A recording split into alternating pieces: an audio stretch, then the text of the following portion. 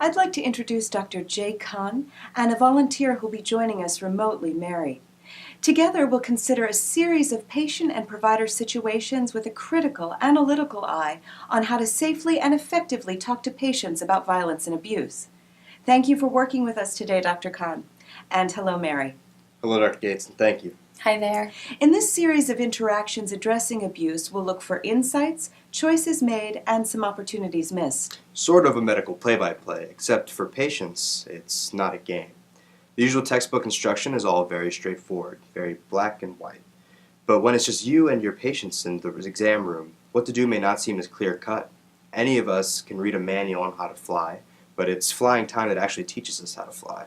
We'll begin with a situation that Mary had recently. Mary, would you like to tell us a little bit about what's going on?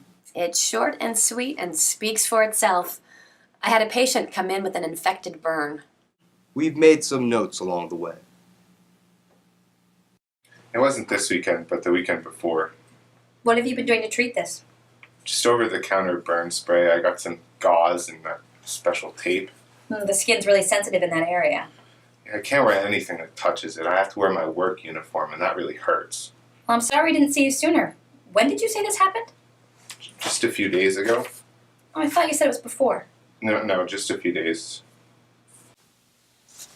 Well, I can get you an antibiotic, which will clear the infection, and a salve. Can you tell me how you got the burn to begin with? You know, we were just fooling around, and a cigarette fell between us. And it landed on your thigh? Yeah. So if it was between you and your boyfriend, then he must have gotten burned too, right? No, just me. It looks like that cigarette had been there for a while. It wasn't this bad, but it just got infected over the last few days. Okay, Oh, don't Right. worry, it's fine, really. no problem. I'll write you out that prescription.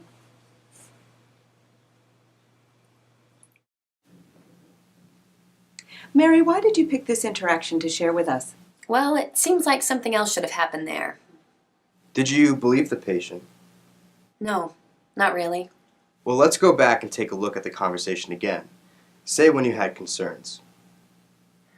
I can't wear anything that touches it. I have to wear my work uniform, and that really hurts. Well, I'm sorry I didn't see you sooner.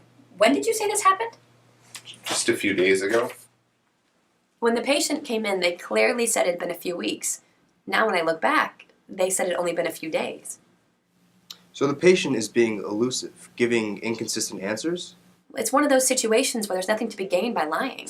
So if the patient wasn't being intentionally deceptive, what were they trying to do? I think they got uncomfortable when they were telling me how it happened. Let's go back. Can you tell me how you got the burn to begin with? You know, we were just fooling around, and a cigarette fell between us. And it landed on your thigh? Yeah. So if it was between you and your boyfriend, then he must have gotten burned too, right? No, just me. It looks like that cigarette had been there for a while. It wasn't this bad, but it just got infected over the last few days. Okay, Oh, don't Right. worry, it's fine, really. So, did you believe the patient? No. Was there anything you wanted to say or you would do differently now? Well, I wanted to ask about the other burns I saw on the leg. I wanted to tell them I thought they were being abused, but I chickened out. When would you have asked about the abuse? Probably when they told me they were the only one who got burned. It was like they were trying to minimize what had happened. They were trying to take it all back. It wasn't this bad, but it just got infected over the last few days. okay. Oh, don't Right. worry, it's fine, really. What would have happened if you had asked? I have no idea.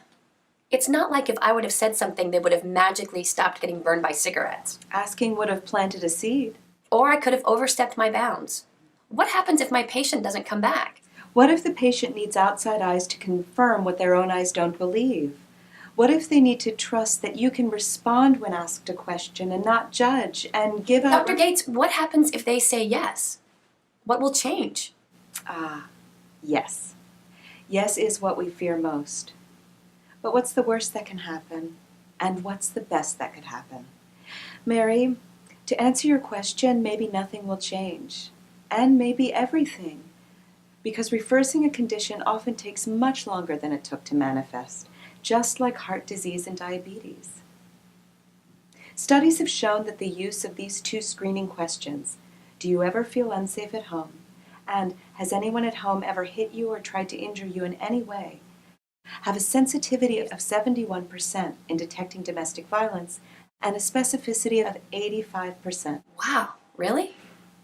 The trick is to find ways that you're comfortable asking and to learn how to ask in a way that puts your patient at ease. There are as many ways to ask as there are patients. Our role is to encourage patients to talk about their experiences and avoid any urge of ours to fix it. It's not our job and it's out of our control. Listen non-judgmentally, because this serves both to begin the healing process and to give you an idea of what referrals may be needed.